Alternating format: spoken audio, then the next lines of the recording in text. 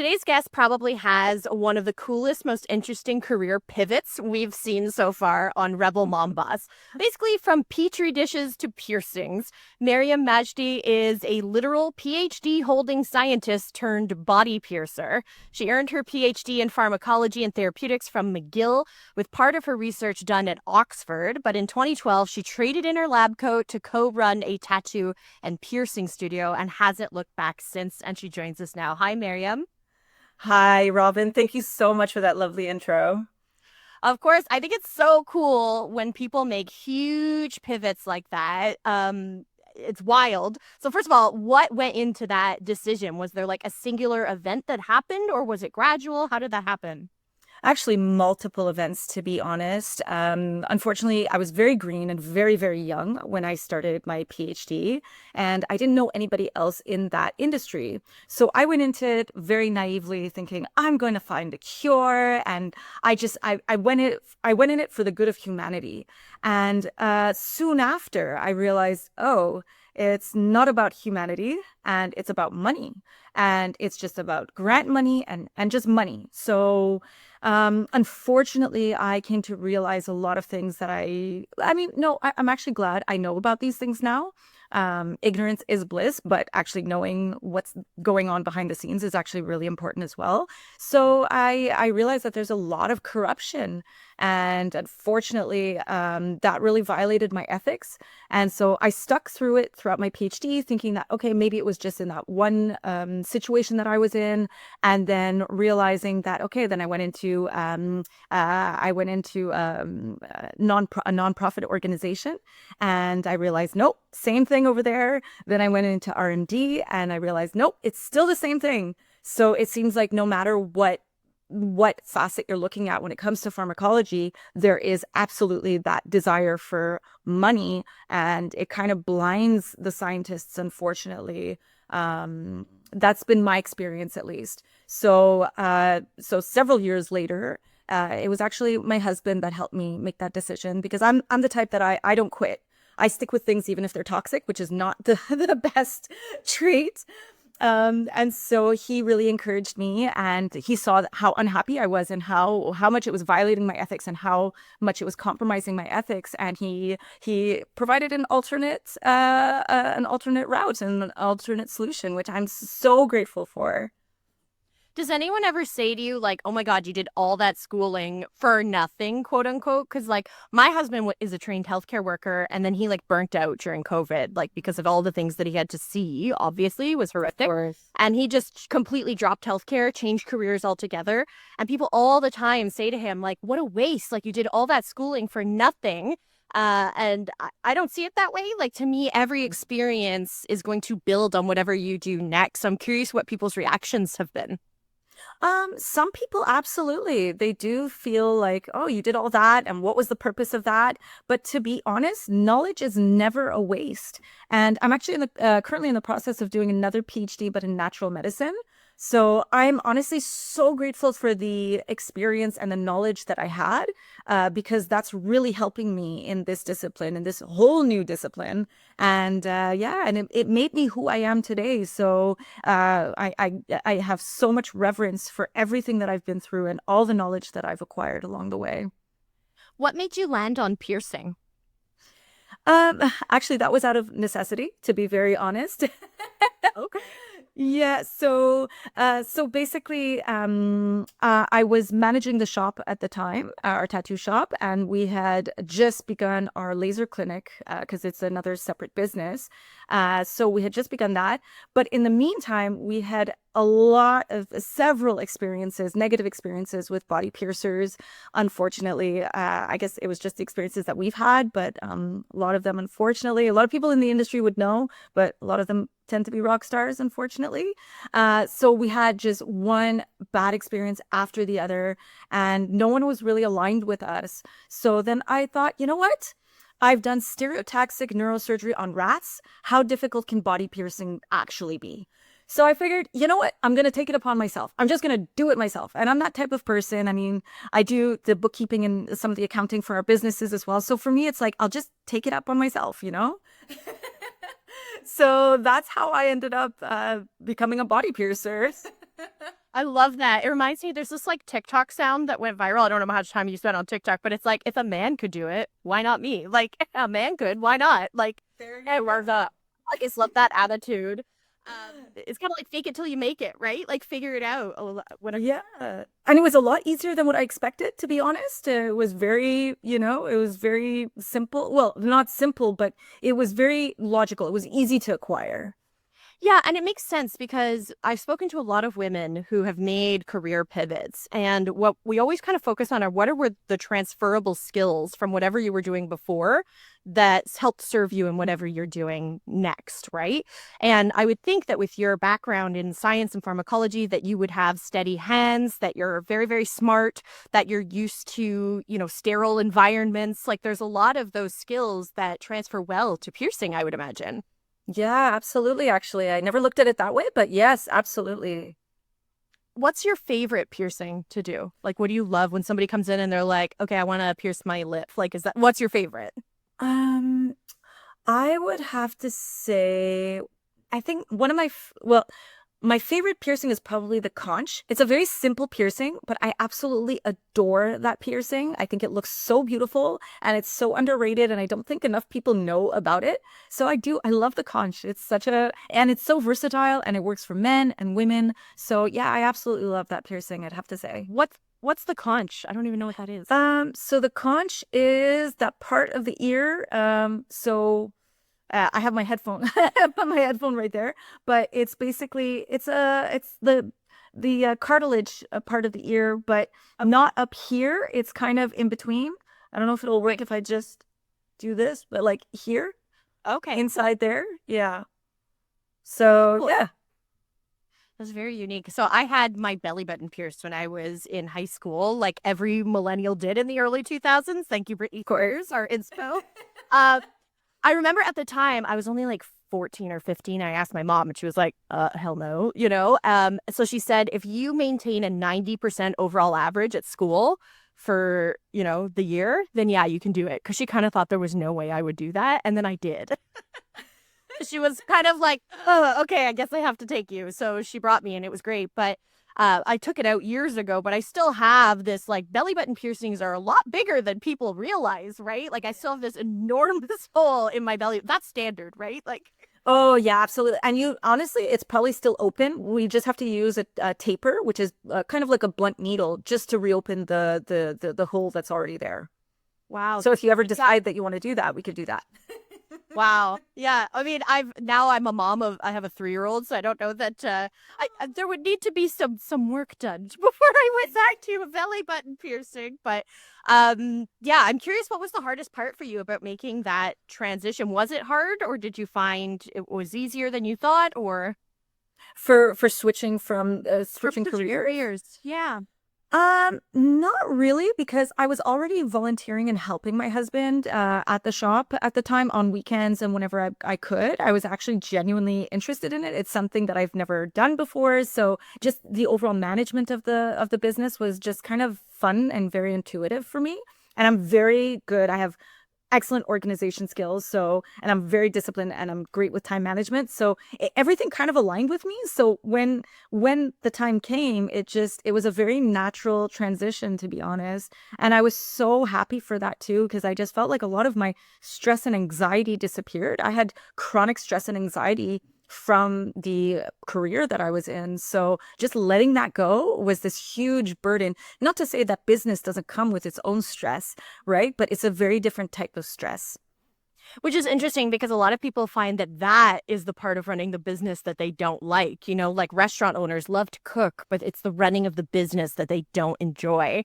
But it's interesting that that's something that you enjoy. Do you think it is because you're so organized that it makes it easier for you?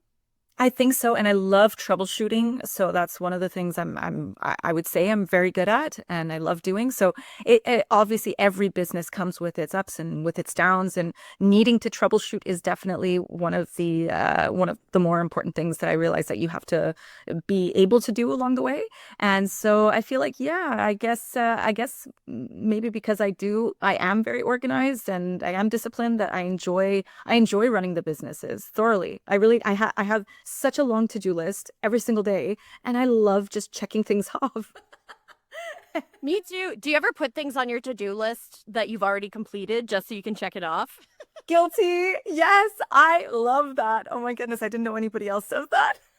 I do that because it feels less daunting somehow. Like when you have this full list, you're like, oh my God, but you're like, oh, I already did this and this and this. So I know. And it's not cheating because I just forgot to put it on the list. But then once I check it off, then it just feels like I've accomplished more. And I did accomplish that anyways. yeah, I use Notion. It's a project management software for my business as well. So basically, every task as you complete gets checked off, and it feels so good. It gives you like little like I don't know if you've heard of like Asana or Monday, like their Trello. There's all these tools you can use, and that's one of the things when you check it off, they like celebrate with you. So Oh yeah. I'm not using one of those. Which one did you say? Yeah, oh, I'm using Notion personally. Notion. Okay, Yeah, I have to check I that don't out. work for the company or anything. They're No, not no, no. sponsors, but No, but I've tried Mondays. It wasn't really aligned with me, to be honest. So that's why I was curious. But I'll take a look at that later. cool. You mentioned that you're doing another PhD in, did you say natural medicine? Yeah, that's right. Why? Why did you make that choice? That's interesting. It's very aligned with who I am now as a human being, and I just want to incorporate more aspects of myself into our businesses. We're kind of already doing that with the shop, and so with our laser clinic, I really want to start introducing more natural therapies because I feel like, especially since COVID, a lot of people are gravitating more towards natural therapies, and it's something that I'm very passionate about and I'm already very interested in, and I apply for myself, but I want to do it on a more professional level. So it was just something that happened. It was quite the synchronicity, to be honest. And so when that kind of fell into my lap, I thought, wow, I have to do this. And I always thought if I had another opportunity to do my PhD, it would be more aligned with who I am as a person. And literally 6 months later, this happened. So I just felt like, okay, this is too big of a synchronicity to ignore. Yeah. So what would that look like incorporating natural medicine into, like you said, the laser clinic? Is this like hair removal, tattoo removal? What kind of laser clinic is this? Well, our laser clinic, we have two lasers that are approved by Health Canada and the FDA. They're both medical lasers. I believe we may still be the only location in Quebec with the technologies that we have. So one of our lasers takes care of tattoo removal, but we do pigmentation removal, so beauty marks, birthmarks, toenail fungus. We can do all that with that particular laser. We even are the only place in Canada, I believe, maybe that's changed, that removes permanent eyeliner, which is a very invasive. It's quite invasive, the procedure itself, and it's very technical, but we're the only place that does that. And we also remove spider veins, hemangiomas, scars, both texture and color of scars, and do hair removal as well. So we're already incorporating these technologies. So with the natural medicine, I kind of want to down the line, obviously, because it's still early on, and introduce other modalities. And because with these technologies that we have, your immune system plays such a huge role, your lymphatic system, your immune system plays such a huge role. The modalities that I'm going to be incorporating are modalities that are going to be boosting and supporting your immune system and your lymphatic system. So they both kind of go hand in hand. So it's great for people that aren't doing the treatment, the laser treatments, but it's also great for people that are doing the laser treatments that need that extra boost for their lymphatic system. I'm curious about pain management and how that plays into sort of natural medicine as well, because, from people that I've spoken to who've done tattoo removal, they said it's incredibly painful. So I'm curious sort of what you can do to make that process a little bit easier on the people who are, getting something they want removed. Well, it's a bit challenging because the perception of pain, there is that psychology, the psychological component to it, obviously. And I find with getting a tattoo, for instance, or getting a piercing, you want that, right? You want that, you're excited for it. So you're able to handle the pain and manage the pain a lot better. For tattoo removal, however, what I've noticed, and one day I would love to do a longitudinal study about this, or just a quantitative study about this actually, is to show the psychological aspect or to demonstrate the psychological aspect. Because I do notice that the clients, let's say, that have trauma associated with their tattoo, they struggle so much with pain management. So they're the ones, even with the numbing cream, they're still hypersensitive to the pain, and they have severe anxiety associated with it.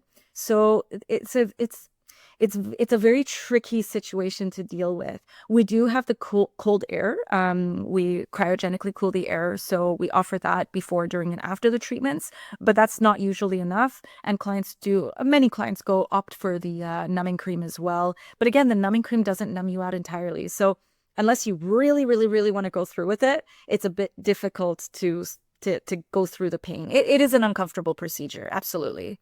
For sure. And it requires multiple sessions, right? Like it's not like you go in once and I'm good to go now, right? You have to come back a couple times. That's it. Exactly. Exactly. You, for tattoo removal, especially. Yeah.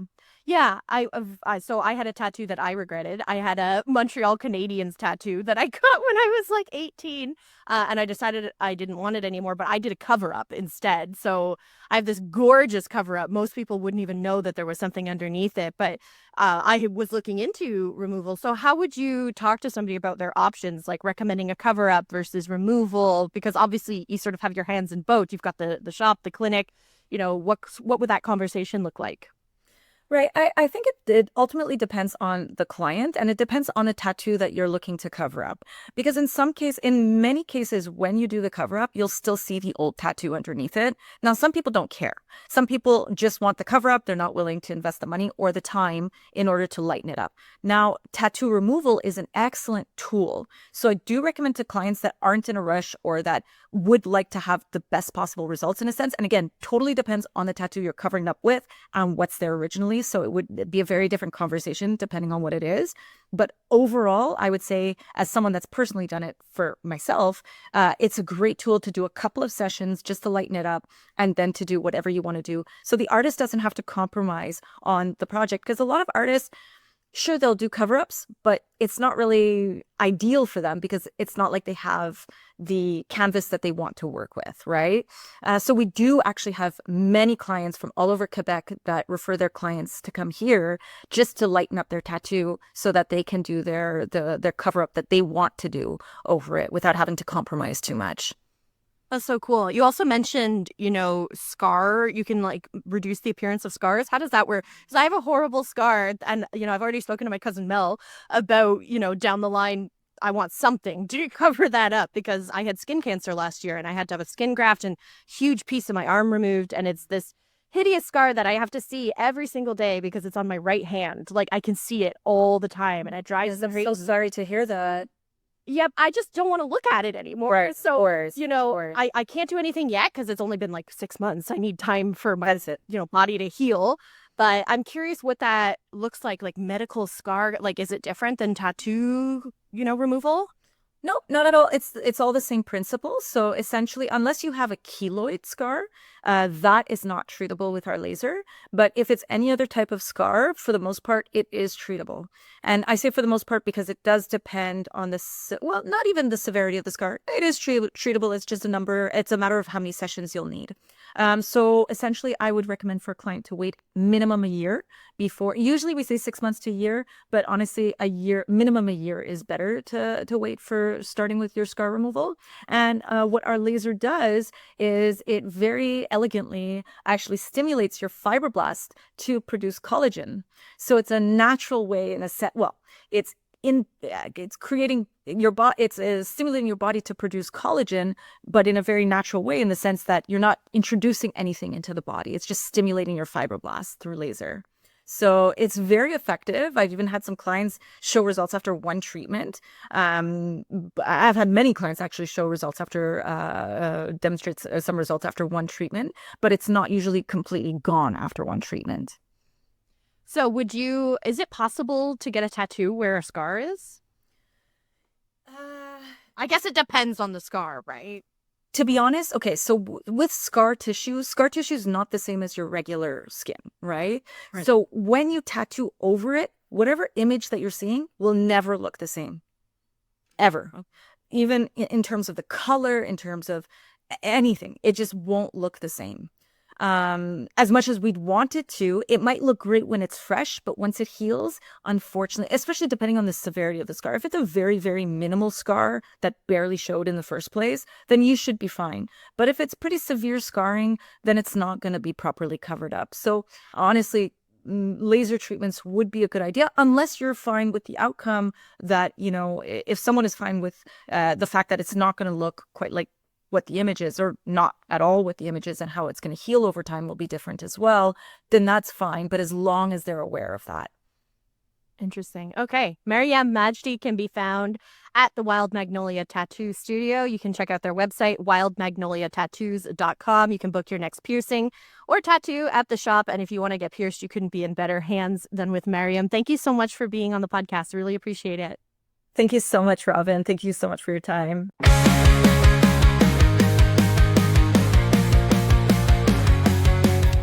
If you like what you heard today, make sure you follow and subscribe to Rebel Mom Boss with Robin Flynn wherever you get your podcasts.